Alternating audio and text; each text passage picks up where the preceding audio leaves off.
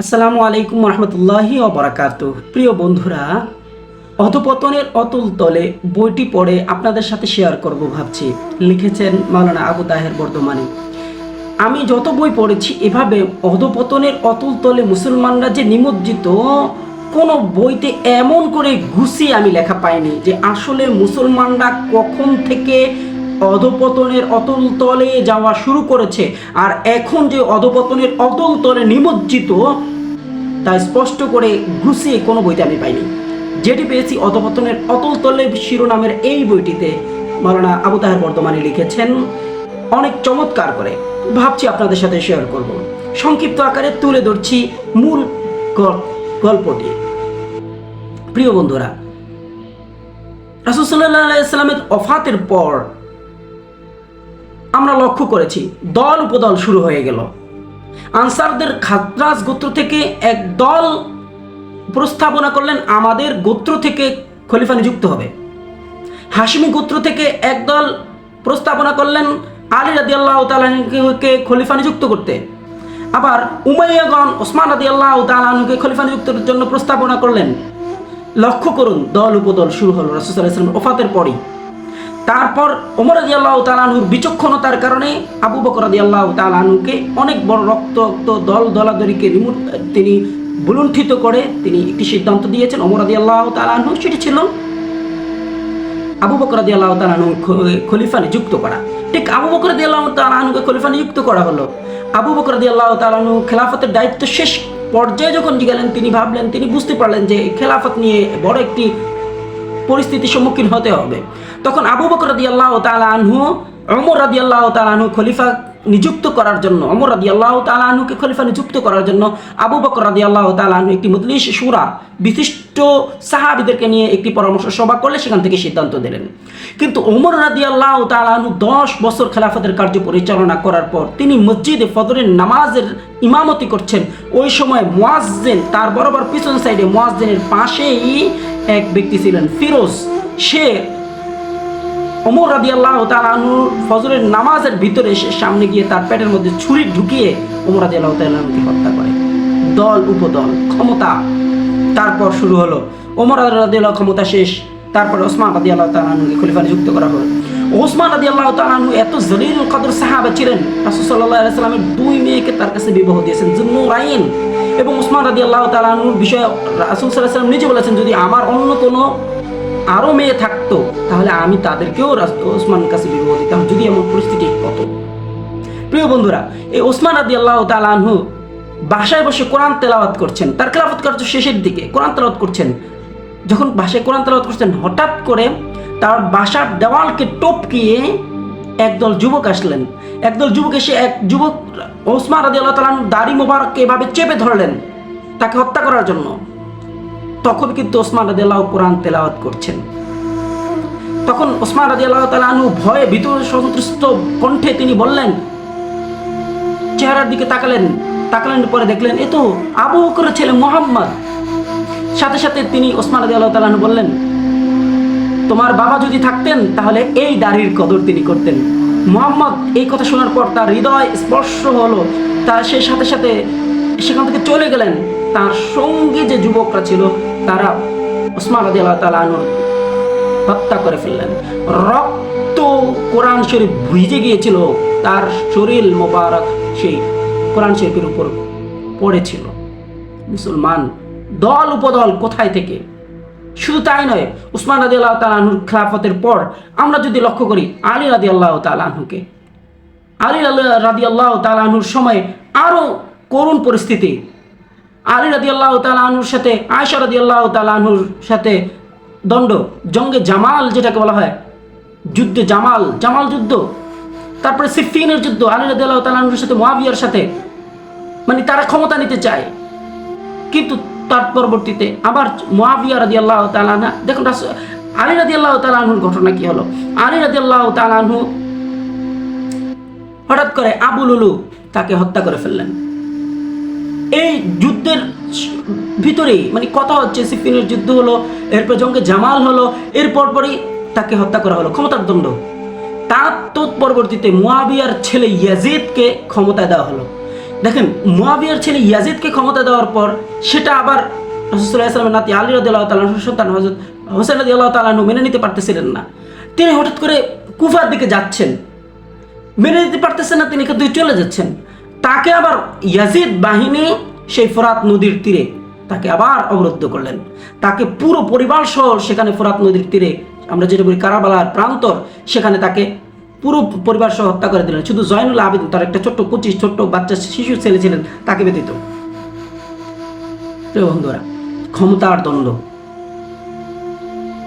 হোসেন রাদিয়াল্লাহু তাআলা আনহুকে সেখানে মেরে ফেললেন। তারপর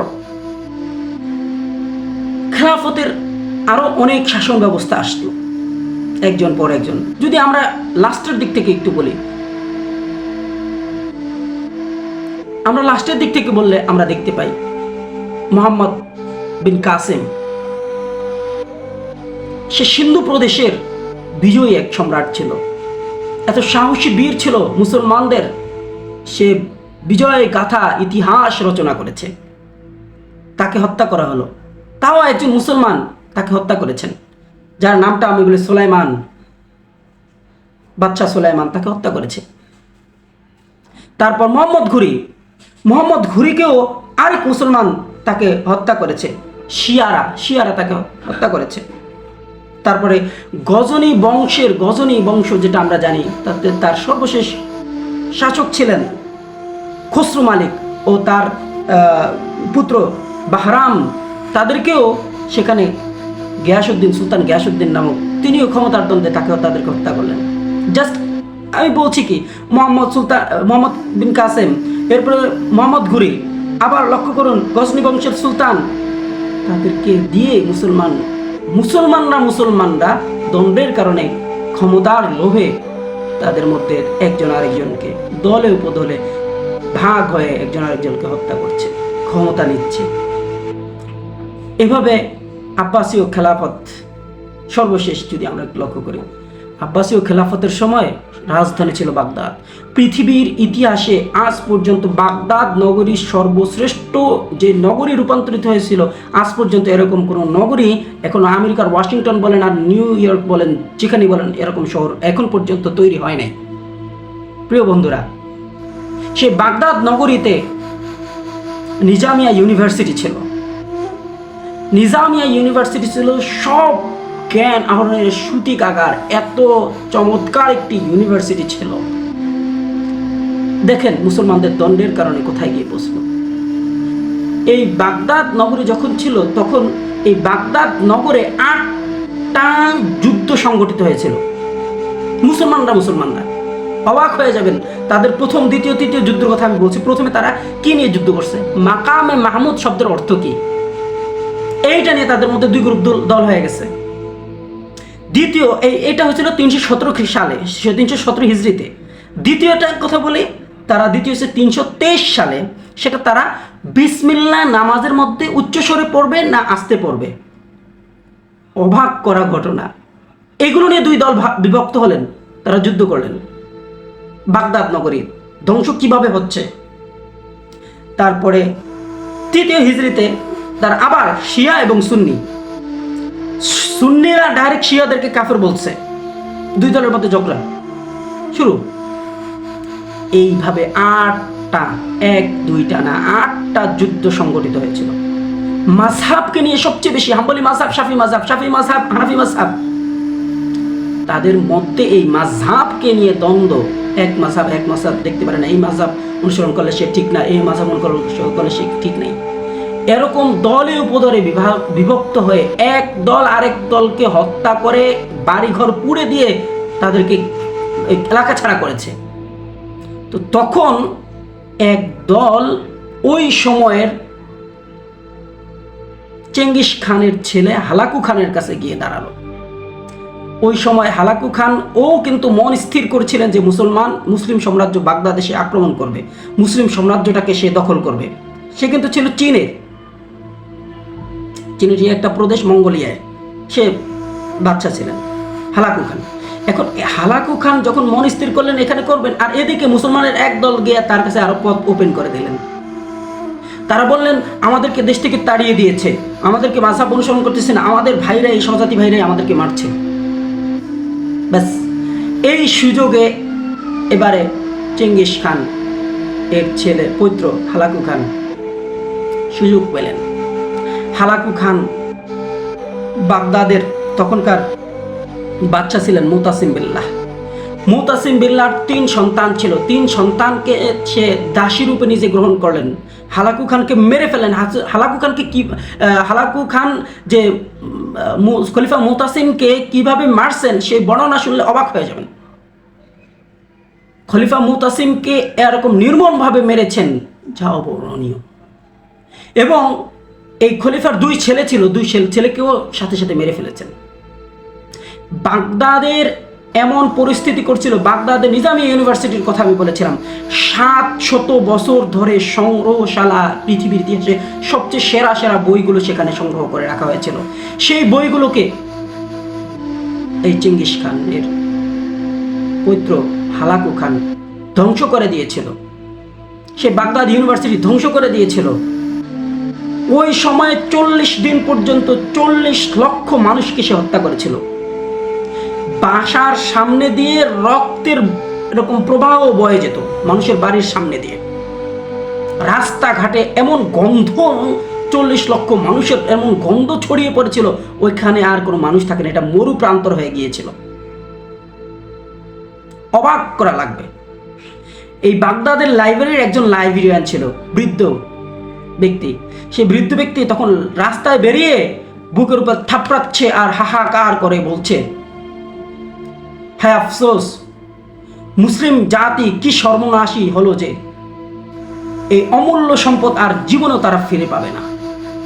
তখন এই বাগদাদের নিজামিয়া ইউনিভার্সিটির লাইব্রেরির যে শত শত বই ছিল, কোটি হাজার টাকা দামে হতো বর্তমান সময় যদি হিসাব করি, এই বইগুলো সব টাইগ্রিস নদীতে ফেলে দিয়েছিল। হালাকু খান শুধু বাগদাদই ধ্বংস করে দিয়েছে তা নয়, সে কিন্তু বাগদাদের পর খোয়ারজাম আরেকটা অঞ্চল ছিল ওই সময়ে। খোয়ারজাম মুসলমানদের একটি অধ্যুষিত এলাকা। এই খোয়ারজামে 12 লক্ষ মুসলমানকে হত্যা করেছে। এবং বাবিয়ান নগরে সে এমন পরিমাণ অত্যাচার করেছে, বাবিয়ান নগরেও এমন পরিমাণ অত্যাচার করেছিল, ওই জায়গায় কোনো জীবিত মানুষ ছিল না, কেউ কেউ বলেছেন। সেখানে 100 বছর পর্যন্ত কোনো গাছ জন্মায়নি। চেঙ্গিস খানের পৌত্র হালাকু খান। আর এদের সুযোগ করে দিয়েছিল কারা? মুসলমানরা। এভাবে মুসলমানরা দলে উপদলে বিভক্ত হয়ে গিয়েছে, অথচ কোরআনের বাণী থেকে তারা দূরে সরে পড়েছে। আল্লাহ তাআলা বলেছেন, ওয়ালা তাতাফাররাকু, তোমরা বিচ্ছিন্ন হয়ে যাও না, দলে উপদলে বিচ্ছিন্ন হয়ে পড়ো না। আর আমরা মুসলমানরা আজ দলে উপদলে বিভক্ত হয়ে যাওয়ার কারণে একজন আরেকজনের ক্ষতি, একজন আরেকজনের সাথে মতামত বলে নাই, ওর কথা আমার কথা মিলে নাই, আমি ওকে দেখতে পারবো না, ওকে মেরে ফেলতে হবে, শুরু হয়ে গেল আমাদের মধ্যে এই যে দল উপদল বিভক্ত হওয়া। আমরা কোরআনের কথা মানছি না। আল্লাহ তাআলা বলেছেন, ওয়ালা তাতাফাররাকু, তোমরা দলে উপদলে পৃথক পৃথক হয়ে যেও না। প্রিয় বন্ধুরা, আচ্ছা লক্ষ্য করছি আমাদের সমাজে তাই হচ্ছে। আসুন আমরা সবাই মিলে একতাবদ্ধ হই, ওয়াতাসিমু বিহাবলিল্লাহি জামিআ। যদি একত্র হতে পারি, সেই রাসূল সাল্লাল্লাহু আলাইহি সাল্লামের সেই স্বর্ণালী যুগ, শ্রেষ্ঠ মানুষের শ্রেষ্ঠ স্বর্ণালী যুগ যেটি ছিল, সেই যুগে আমরা ফিরে যেতে পারবো। আসুন আজ আমরা একতাবদ্ধ হই। সকলকে উদ্যত আহ্বান রেখে আজকে আমার যে পঠিত বইয়ে অধপতনের অতল তলে বইয়ের সার করব আপনাদের সাথে তুলে ধরে আমার কথা এখানে শেষ করছি। সকলে ভালো থাকুন, সুস্থ থাকুন, মুসলিম উম্মার জন্য দোয়া করুন। মুসলিম উম্মা যেন একতাবদ্ধ হয়ে ঐক্য প্রতিষ্ঠা করে তারা যেন সেই সোনালী যুগের ইতিহাস পুনর্জীবন দিতে পারে এবং তারা যেন সোনালী যুগের সোনালী মানুষে রূপান্তরিত হতে পারে। সকলের প্রতি উদ্যত আহ্বান রেখে আমার আজকের এখানে এই পর্যন্তই আমার সার গর্ব উপস্থাপন রাখছি। সকলের জন্য শুভকামনা। ফি আমানিল্লাহ। আসসালামু আলাইকুম ওয়া রাহমাতুল্লাহি ওয়া বারাকাতুহু।